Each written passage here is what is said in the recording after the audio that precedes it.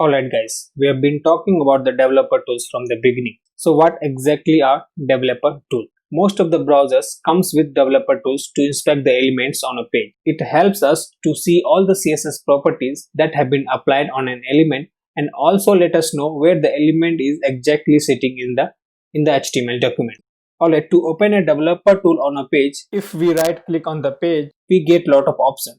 Here there is one inspect option. Once we click on inspect option here, this will open a new window that provides handful of tools here to inspect. Window has HTML elements on the left side and on the right side all the styles related to the HTML elements. On the top left corner of the inspect window there is a button here.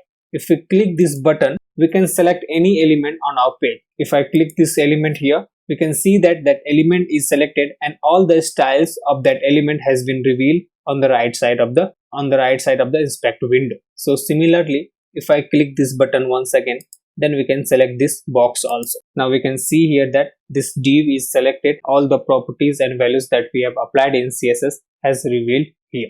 On the right hand side of the inspect window, there are few tabs also. If I select this computed tab here, we can see a box model is coming. This is the real box model of any element on a page. So we can see here on this box model whatever the box model properties and values we have applied in CSS. So here we have applied width and height, that is showing here 182 into 100. That's exactly we have applied here width and height 180 and 100.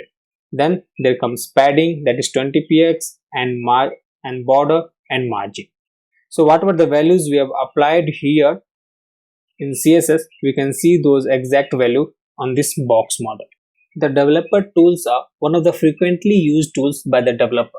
There are a lot more things that we can do in developer tools that we will see later on, but I would recommend that whenever you apply any properties and values in CSS, and if that properties and values are not getting applied on your page, so always inspect that element and check out whether the exact properties and values which you have applied in CSS is getting applied here on the page or not. Alright guys, we are done with the box model topic. We have covered each and every topic that we must learn about the box model. So now there is one thing I would like to say here, that the box model topic is one of the most confusing topics in HTML and CSS. So do not move further until and unless you master this topic, because this topic is a powerful part of HTML and CSS.